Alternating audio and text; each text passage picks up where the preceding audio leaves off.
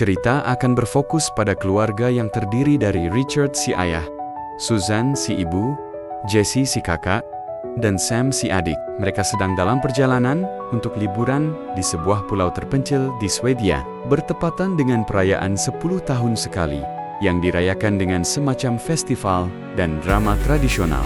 Sehingga Richard dan keluarga pun tampak sangat excited dengan rencana liburan ini. Islanders Festival tiba di dermaga untuk naik kapal feri. Richard dan keluarga pun menyempatkan makan di sebuah restoran kecil yang ada di sana, yang tepat saat Richard dan Susan sedang memesan makanan. Jesse dan Sam pun terlihat sedang berada di belakang restoran, menemukan seekor burung merpati yang kepalanya terputus, yang entah siapa orang yang sudah tega melakukannya. Selesai makan, si penjual pun langsung membereskan piring kotor di meja Richard, sembari bertanya kemana tujuan mereka.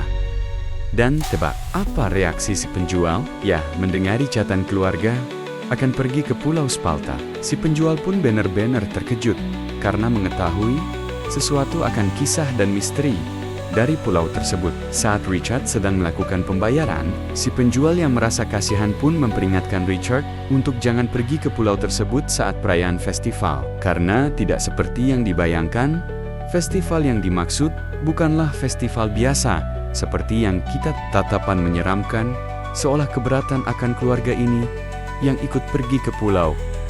Entah perayaan macam apa yang sebenarnya diadakan di pulau itu. Richard dan keluarga pun tidak mempedulikannya dan tetap enjoy menikmati liburan ini. Som tiba di Pulau Spalta. Para penumpang yang semuanya asli keturunan pulau ini pun kembali memandangi Richard dan keluarga dan tatapan sinis. Sampai akhirnya muncullah sosok wanita tua yang menjadi pemimpin komunitas bernama Nenek Ellie yang menjelaskan bahwa festival ini tidak dibuka untuk umum dan hanya anggota komunitas saja yang dapat ikut serta. Sehingga Nenek Ellie pun menyuruh mereka untuk segera pergi meninggalkan pulau ini. Tak lama, muncullah seorang tour guide keturunan asli pulau ini bernama Matt, yang sebelumnya sudah berkomunikasi dengan Richard. Berbeda dengan Nenek Ellie dan penduduk yang lain, Matt sengaja menyewakan rumah mendiang ibunya kepada Richard untuk dijadikan hunian selama mereka liburan di pulau ini. It will back,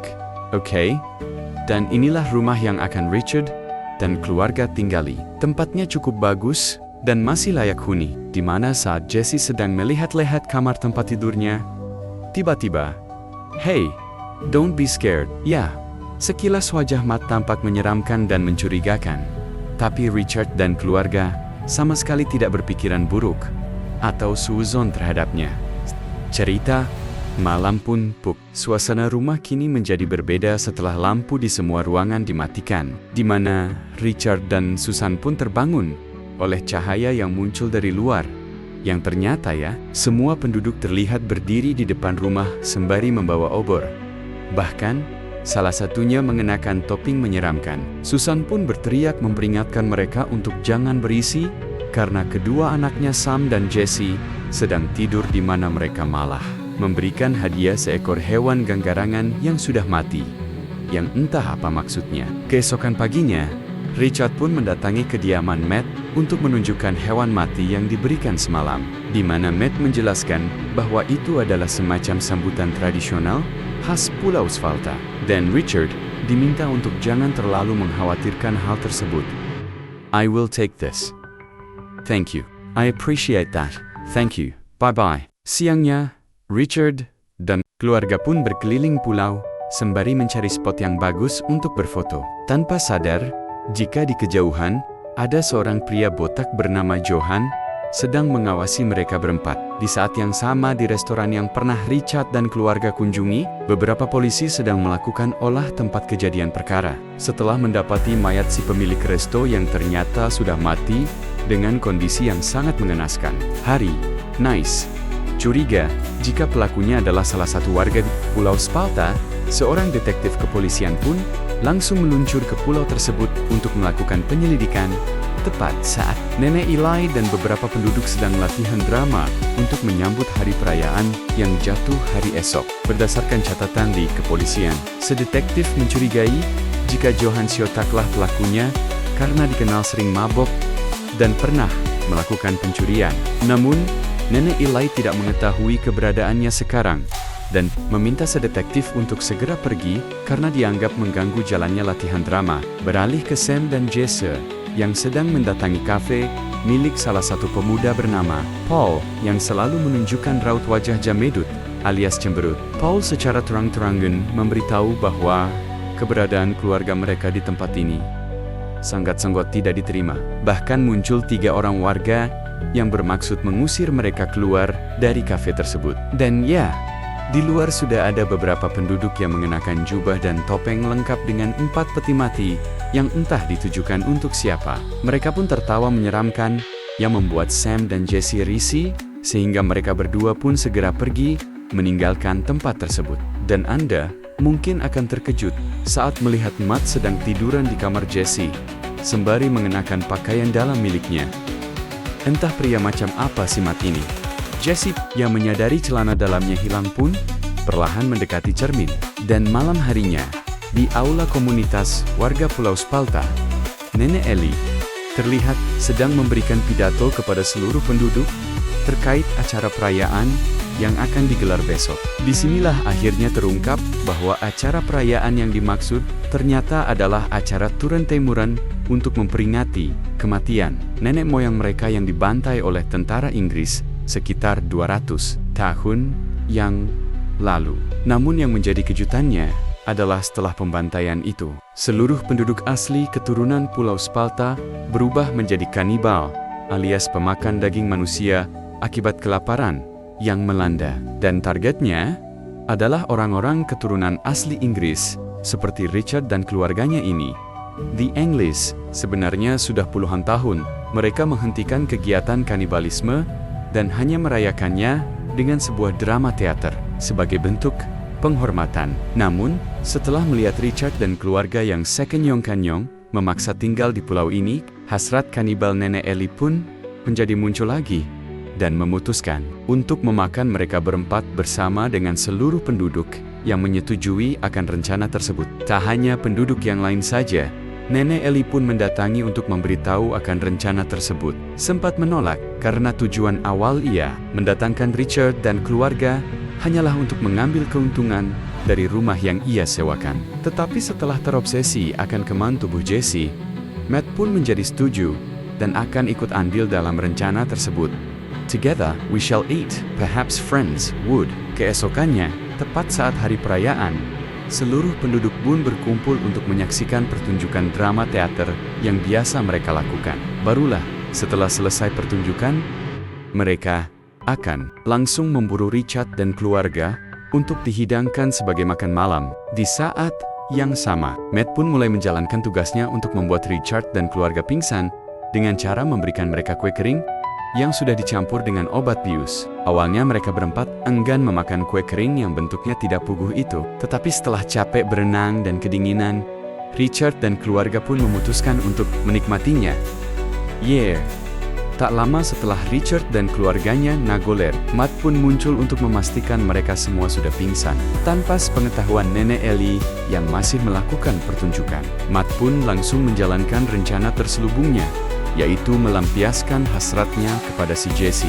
Tetapi ya, Richard dan keluarga ternyata tidak pernah memakan kue kering tersebut, yang jika Anda masih mengira mereka berempat adalah korban yang patut dikasihani, Anda sudah salah besar.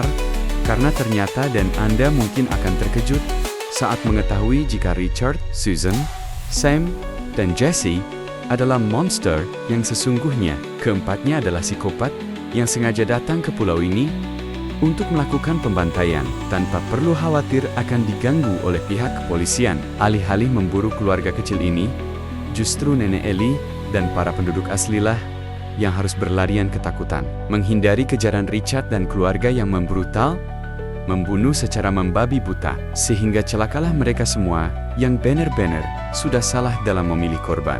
Malamnya, Jesse dan S pun mendatangi pusat komunikasi kantor pelabuhan untuk mencegah petugas menghubungi pihak luar. Disinilah kita akan melihat jiwa-jiwa psikopat yang ada di dalam diri mereka berdua ketika Jesse dan Sam harus berakting ketakutan untuk mengelabui petugas yang ada di sana. Tak lama setelah Sam dan Jesse selesai menghabisi petugas pelabuhan, salah satu warga pun datang, mengambil pistol suara yang ada di sana, untuk memberikan sinyal permintaan bantuan kepada orang yang ada di luar pulau ini. Tak lama setelah pihak kepolisian di luar pulau berhasil menerima sinyal permintaan tolong, Richard dan keluarga pun kembali melanjutkan perburuan yang kali ini. Targetnya adalah Nenek Ellie dan sisa warga yang bersembunyi di sebuah gudang, sehingga sempat kena tusukan yang menebus pipinya. Richard, yang merupakan psikopat kejam pun, sama sekali tidak menyia-nyiakan hal itu.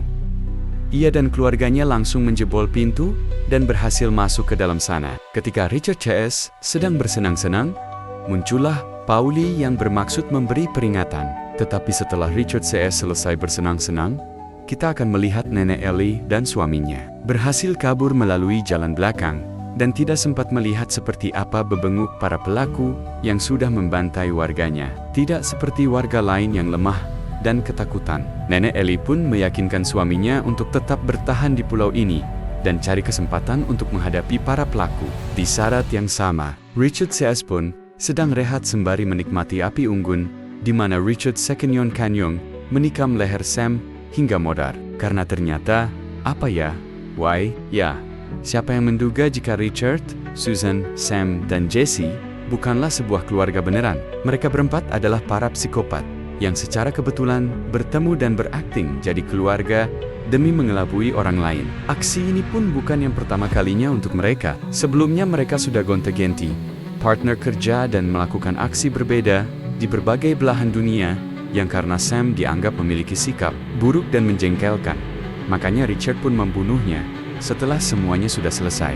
Tepat saat si detektif sampai di pulau ini dan melihat kekacauan yang luar biasa mengerikan, Richard CS pun pergi ke kediaman si Matt dan baru sadar jika selama ini Matt diam-diam mengawasi mereka dari kamera tersembunyi. Melihat kemunculan Nenek Ellie dan suaminya di bawah, Jesse pun meminta izin untuk mengatasinya sendirian. Dan di luar ekspektasi, Jesse pun ditembak di bagian perut tapi tidak sampai membuatnya mati.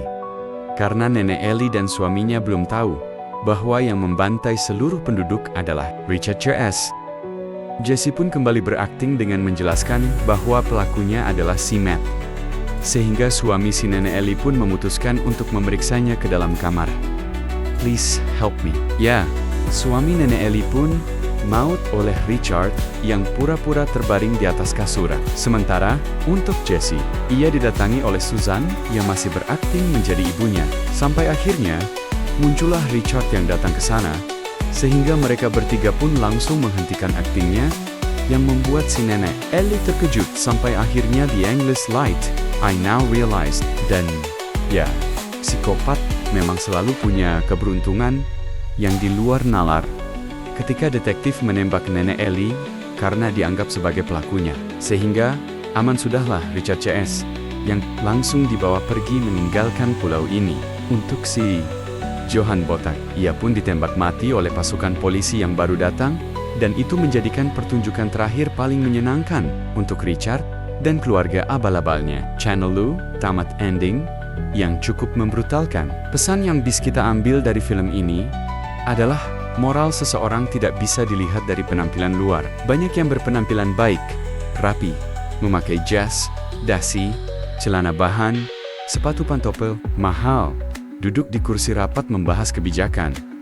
Tapi ternyata penipu dan tidak tulus. Di sisi lain, banyak yang berpenampilan apa adanya. Terkadang sekilas terlihat arogan dan mawakar perseorangan, namun memiliki ketulusan dan kebaikan yang luar biasa. Ingat, jangan menilai orang dari sampulnya. Buka dulu, baru memberi penilaian.